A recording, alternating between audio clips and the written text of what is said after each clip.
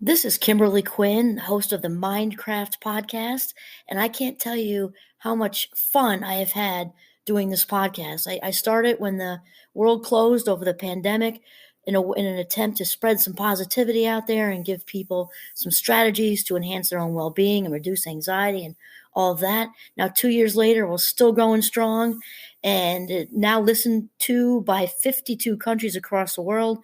And I've even helped some of my students get going with their own podcasts. It's super easy to do. And I'll tell you, if you haven't heard about Anchor by Spotify, it is the easiest way to make a podcast with everything you need all in one place. I'll just explain for you.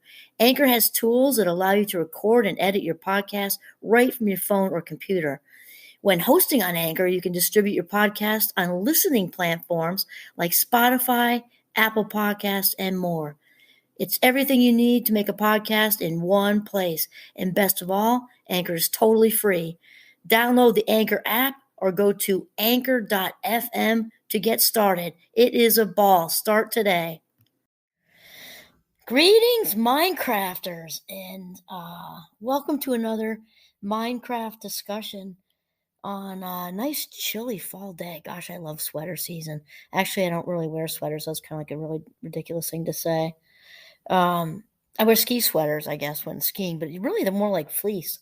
So that's kind of a strange thing to say. So anyway, this is Kimberly Quinn, and I'm thrilled to be here on this day to have a chat with you about the quality of the day and how it is such a great skill to be able to turn our day around. And those of you who have listened to, some podcasts before and YouTube channel episodes before about how, I kind of interjected here and there because I'm really a fan of skills more than talents. Not that we would want to, not have our Mozarts and Einsteins and, our Olympic runners and our this and our that with the talent, kind of fall from the heavens. Not saying there's tons of effort. Obviously, they're not mutually exclusive. People with talent still have to work with it, right? And put in effort and grit like everybody else. Although I think we can admit that not everybody can be a Michael Phelps, or a Mozart. It's just how it is. So I'm a big fan of skills because I love how skills, we have agency with skills, right? That's kind of a sexy 14 karat word for, you know, um, control or some, ability to exercise some self discipline and some grit and then become better at whatever it is we're trying to get better at. So I love skills, and one of my favorite skill sets, in addition to reframing, that's probably one of my favorites, is the ability to just flip the script on the day, change the quality. You wake up, you stub your toe, you're out of tea, or if you're a coffee drinker, you're out of coffee. I know in this house a couple of my young adults would really start to see hairy things crawling all over them. So I mean, I get it, no judgment. I'm like that with tea. If your day starts out like on the wrong foot, it can be so easy to continue to walk on the wrong foot and limp around in your day, so to speak, metaphorically, as if everything's just headed in this wrong direction. So it's like dominoes; it just keeps da da da da da da da da, da. And we often don't realize we can make a distinct choice in that moment. Okay, stubbed my toe. I ran my nylons. The new pup, our brand new adorable puppy got a hold of my shoe. Couldn't find this, couldn't find that, forgot to email this person. My boss is mad, whatever, and it's not even 8 o'clock yet. We can flip the script on that and turn the whole thing around. And so my inspiration for this day is Sarah Von Brednick, who wrote the book Simple Abundance. I've read this a lot in my 30s. And it's Simple Abundance, a day book of comfort and joy. And it has short little, there's one for every calendar day of the whole year. They're about a page, maybe page and a half. She's very big on the seasons and how we, different things that we do, that we do during the seasons. It's just really a good, very inspirational book. And she starts out talking about the quality of the day with a quote by Henry David Thoreau, which says, "To affect the quality of the day, that is the highest of arts." And again, I just love that because I think it's so easy to get sucked into, the spin of the negative momentum when, life just happen. We trip over something, break, the favorite vase that, you know, your great grandmother gave to pass down, and like, how come today? And yeah, and we just get wrapped up in that, and we can turn it around. It's just a choice. It is just starting over. If it's 9:15, you can start over on 9:16 a.m. That's it. And then Sarah says, we know now that there are many aspects to real life in which our opinion is neither sought nor required. Sometimes, despite our best efforts and positive thinking, health, fortune, and or peace elude us. But the one thing we do have absolute control over is the quality of our days. Amen, sister. Then she says, even when we're grief-stricken, racked with pain, sick from worry, deeply depressed, squeezed by circumstances, how we greet, meet, and complete each day is our choosing. I love how Sarah put that so, clearly and directly, because as far as with the happiness lifestyle in general, this is our choice. And I hear from people ask questions. My students ask questions on doing presentations that, oh, it isn't all our choice. I'm diagnosed with this. I'm diagnosed with that. Yes, it's still your choice, and it doesn't mean that we all don't have something extra to deal with, or some of us, many of us, have something extra to deal with, which can be a diagnosed something like anxiety, depression, ADHD, autism, fill in the blank, whatever it is, uh, or it can be an extra something to deal with that's circumstantial. Maybe somebody just lost a cherished loved one, and it's month two, and they're still not over it yet, and it's affecting things. Okay, and the thing is, we all have some extra things to deal with, and we have to go at our own pace, and with what we're able to do, given our circumstances, given our wiring. We can only do the best we can. So that's why it's great to set the bar, do the best we can, because that's when we can always reach, right? So those extra somethings to deal with are like wearing an invisible weight belt, walking around. Sometimes I say in a track meet, and everybody else is running the same race, and they can't see that you're wearing a 10, 15, 20-pound weight belt underneath it all that is maybe bipolar, or depression, or whatever it is. The plain and simple fact is, even with that invisible weight belt, we're all still in the same race. The gun goes off, we run, and it's easier for some than others, and that is a drag. But that's just how it is. So the way Sarah is saying this with our day in a lighter, more, you know, um, a lighter context, in a daily context, is it is our choice within the circumstances. That's the context, because obviously curveballs can happen throughout the day. It's our choice how that day it unfolds, and it's our choice how we navigate it. The day unfolds kind of how it's meant to unfold, and it's how we ride the wave, that makes or breaks, the kind of the level of goodness that we're feeling in that day. And then Sarah says, we hate to hear this. Of course, when we're sick, worried, grieving, depressed, or frantic, we're not very interested in the day's quality. We just want the misery to end. But wishing the day away is also a creative choice, even if it's not a deliberate one. This is very important, because we walk around making active choices and passive choices all day long. And obviously, it's better to be more pleasant, to be a key player, an active player in our own lives, than it is to be passive. It's kind of like the driver's seat versus the passenger side or the back seat. If you're super passive, the trunk, then you're not exercising, you're not really injecting much, of your own desire into anything if you're passive. And so the thing is, we can either, again, be active or be passive. And it doesn't generally work out well when we are passively just letting it all happen without being mindful and engaged in our lives, no matter what's going on in that day. When we're mindful and engaged, that's when we can really kind of navigate through with our resiliency skills. And then Sarah continues, she said, I like how she says this, or phrases this in this way. Artists of the everyday, don't you love that? Artists of the everyday excel in elevating the simple to the level of the sacred.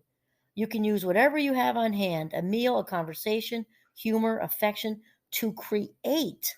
I love the word, to create comfort and contentment, to put a positive spin, if not an overall quality of the day, then on critical moments of it. That's fabulous. She says, for some time now, I've been conducting a top secret experiment um, with life, as Thoreau suggests we do. I wanted to see just how much influence I really had on the day's character. So the first words I speak in the morning are, oh, I love this one, quote, thank you for the gift of this wonderful day, end quote. And then Sarah continues, she said, I like how she says this or phrases this in this way. Artists of the everyday, don't you love that? Artists of the everyday excel in elevating the simple to the level of the sacred. You can use whatever you have on hand, a meal, a conversation, humor, affection, to create, I love the word, to create comfort and contentment, to put a positive spin, if not an overall quality of the day, then on critical moments of it. That's fabulous. She says, for some time now, I've been conducting a top secret experiment um, with life, as Thoreau suggests we do. I wanted to see just how much influence I really had on the day's character. So the first words I speak in the morning are, oh, I love this one, quote, thank you for the gift of this wonderful day, end quote. And I think those of you who have heard other episodes where I'm talking about things related to gratitude. I start every single day of my life. When I wake up, I take that minute to kind of look out the bay window. Maybe it's even 30 seconds sometimes. I say thank you, kind of out that bay window. And I don't say all the rest of this. I'm just saying thank you. That I swing around when my feet hit the floor, I say thank you. And that's for my feet working, my legs working, my spine is intact, my arms work, my eyesight is great. Well, I have glasses, but I can see, and that's the main thing. And overall, really good health. And I don't say any of those words. I just say thank you, and I'm thinking it, though. I'm feeling it. Thank you, done. The fact of the matter is, we can prime our day, but as we are laying there, when we swing around and get out of bed with the simple words, thank you. We just cannot go wrong with the words thank you when we start our day. And I think those of you who have heard other episodes where I'm talking about things related to gratitude. I start every single day of my life. When I wake up, I take that minute to kind of look out the bay window.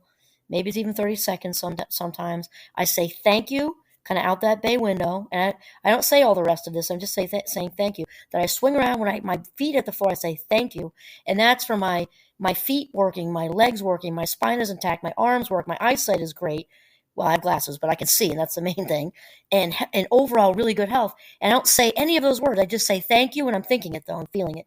Thank you, done. The fact of the matter is, we can prime our day, but as we are laying there, when we swing around and get out of bed with the simple words, thank you.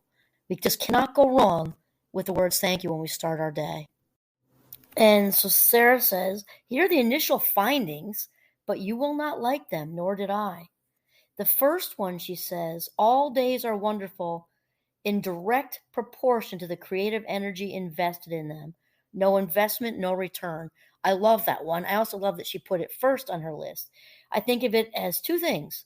No investment, no return. Obviously, money, right? If we think of our life minutes, if we spend our life minutes like they're cash, however, we invest our life minutes in our day, being mindful and engaged and active team players, right? Being in our own lives, then we get back what we put in. I also think of it of the gym. It doesn't have to be the gym, athletics, running, walking, anything active, because our bodies and our level of physical health and fitness. I mean physical health in relation to being in shape, not necessarily anything disease oriented, although that's also true in many circumstances. I'm thinking of basic sports habits like running and walking and lifting weights and things like that. No investment, no return. We don't lift weights. We're not going to have sleek arms and legs unless we're doing something else that's relatable, like mountain climbing or whatever. You fill in the blank with whatever you're doing. But if no pain, no gain, right? We don't put in the effort, we're not going to be physically fit. It's just how it is. And her second one says, even lousy days possess hidden wonder. Sometimes all you need is a moment of attitude adjustment to shift your perception of an entire afternoon and move forward into a pleasant evening. Now, attitude adjustment, again, this comes down to choice. Sometimes people get so wrapped up in the he said, she said, they said, meh, meh, meh. Even if it's legit, somebody wronged you, somebody was snarky, somebody was just plain pissy, and they were in a bad place and they said something unkind or maybe even flat out cruel.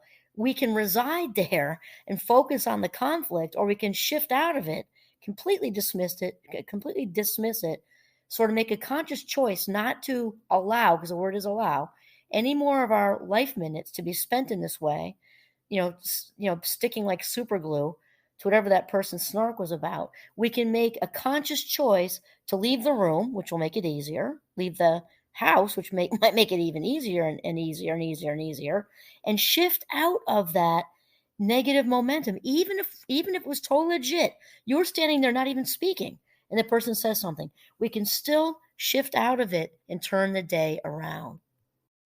Then the third one on Sarah's list, she says that weather does not seem to affect the experiment. Gray, cold, and rainy days spent in an office are just as susceptible to the warming influence of enthusiasm as our sunny days spent lying in a hammock sipping sangria. This also has me thinking of Sean Aker in his book, The Happiness Advantage, which, as you know, I bring it up a lot. I use them in the course Mindcraft that I teach, also designed actually. Just had a blast doing it, I'll tell you that. Because Sean Aker, his research found too that, and I forget the percentage, but it's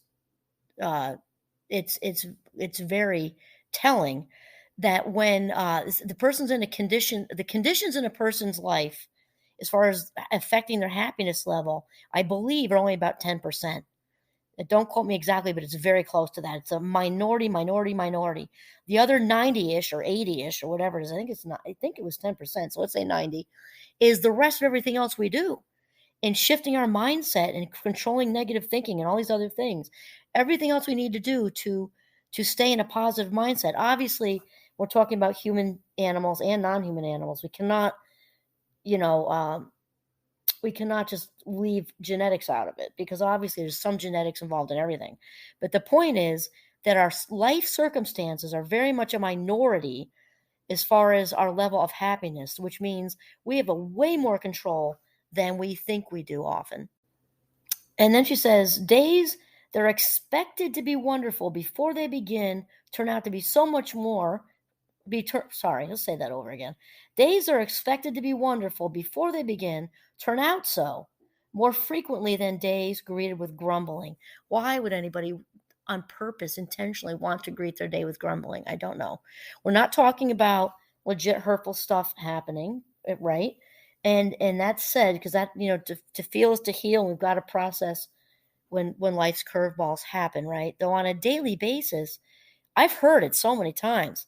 Sometimes, I'll say, oh, what you got going today? And somebody might say, oh, I got this, I got that meeting. Oh, it's going to be a horrible day. I'm thinking, oh my God, it's only 9:02 and you've decided it's going to be a horrible day. Holy Toledo. There's like hours and hours and hours left. You could get a great phone call that, you won something, or your best friend's coming to visit. Like, who knows? It's 9:02 and you've decided it's going to be a miserable day. Well, I would say that if you decided that at 9:02, more than likely, you'll be right.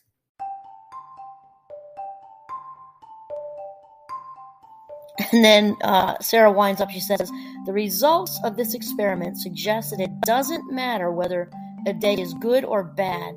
What matters is what we do with it. We knew that. Awesome. This is Kimberly Quinn signing off from the beautiful northern Vermont on this crispy, cool fall day. I'm ready to go out for a walk. Have a mindful day.